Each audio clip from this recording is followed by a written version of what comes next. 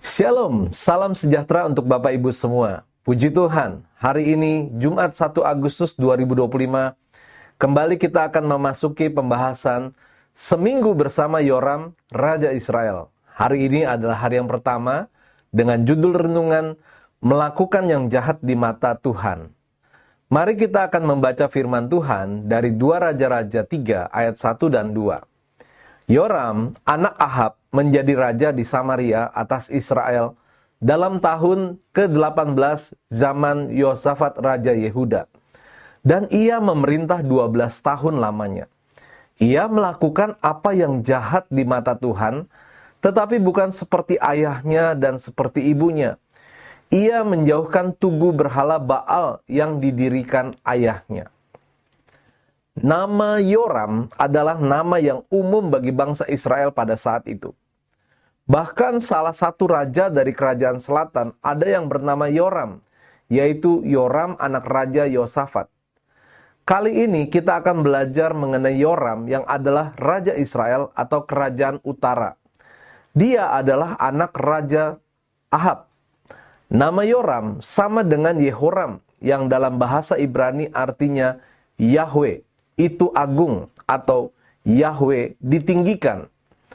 Arti namanya bukan saja indah, tetapi sekaligus menunjukkan kepercayaan dan pengakuan akan pribadi yang disembah oleh umat Tuhan yang mereka warisi dari nenek moyang mereka, Abraham, Ishak, dan Yakub.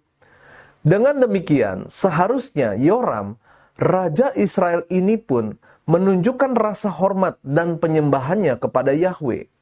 Namun sayang, Yoram malah bertindak sebaliknya. 2 Raja-Raja 3 ayat 2a berkata, ia melakukan apa yang jahat di mata Tuhan atau Yahweh.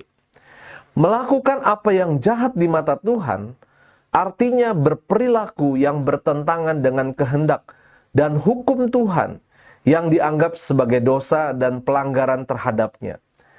Tindakan Yoram yang dikatakan jahat di mata Tuhan juga dilakukan oleh raja-raja Israel sebelum dia. Di sini terlihat bahwa Yoram tidak berusaha menghentikan cap buruk dari lembaga kepemimpinan bangsa Israel. Dia justru melestarikannya. Hal seperti itu pula yang kemudian dilakukan oleh raja-raja Israel setelah dia. Dalam konteks perjanjian lama, melakukan apa yang jahat di mata Tuhan dapat dipahami sebagai berikut. Ketidaktaatan pada perjanjian Tuhan. Frasa jahat di mata Tuhan digunakan untuk menggambarkan tindakan yang melanggar perjanjian yang dibuat oleh Tuhan dengan umatnya, khususnya orang Israel. Penyembahan berhala dan praktik keagamaan lainnya. Seringkali kejahatan yang dilakukan mengacu pada penyembahan dewa-dewa atau terlibat dalam praktik yang dianggap penyembahan berhala, yang merupakan pelanggaran besar di mata Tuhan. Pemberontakan dan pengabaian terhadap otoritas Tuhan ini juga mencakup perilaku apapun yang menunjukkan pengabaian terhadap otoritas Tuhan atau penolakan untuk mematuhi perintah-perintahnya. Kata jahat sendiri, ibra, didefinisikan sebagai manifestasi pelanggaran hukum yang dilakukan oleh seorang dengan sadar. Dengan demikian, kita dapat memahami keberadaan Yoram yang buruk di hadapan Tuhan. Mungkin kita berada di lingkungan yang melakukan apa yang jahat di mata Tuhan, atau mempunyai pemimpin yang seperti itu. Namun, adalah kewajiban bagi kita untuk bertindak yang sebaliknya. Kita harus senantiasa memohon kekuatan dan bimbingan Tuhan supaya kita bisa melakukan sesuatu yang menyenangkan hati Tuhan dan memuliakan namanya. Sebab dengan kekuatan sendiri kita tidak akan sanggup memutus warisan kejahatan yang dilakukan oleh orang-orang yang dekat dengan kita.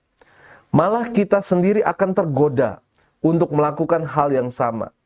Di samping itu, bukankah kita harus menjadi saksi bagi mereka? Kata-kata bijak hari ini, teruslah berbuat baik dan benar, Sebab itu artinya kita bisa mengalahkan godaan untuk melakukan yang jahat. Bapak Ibu, mari kita akan menutup renungan pada hari ini dengan berdoa. Tuhan, beriku kekuatan untuk menjauhi yang jahat dan melakukan yang benar di hadapan-Mu, karena aku ingin memuliakan-Mu dan menjadi saksi bagi sesama. Dalam nama Tuhan Yesus kami berdoa dan mengucap syukur. Amin. Puji Tuhan, kami senang renungan hari ini akan menjadi berkat dan sukacita untuk Bapak Ibu semuanya. Tuhan Yesus memberkati.